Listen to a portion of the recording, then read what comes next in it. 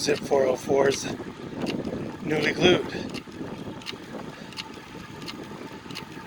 There was no ticking sound before.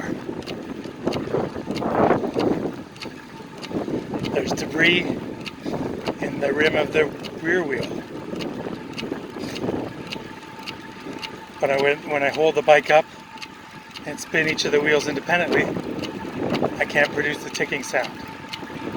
It's definitely associated with the wheels and not the crank. It's still there when I coast.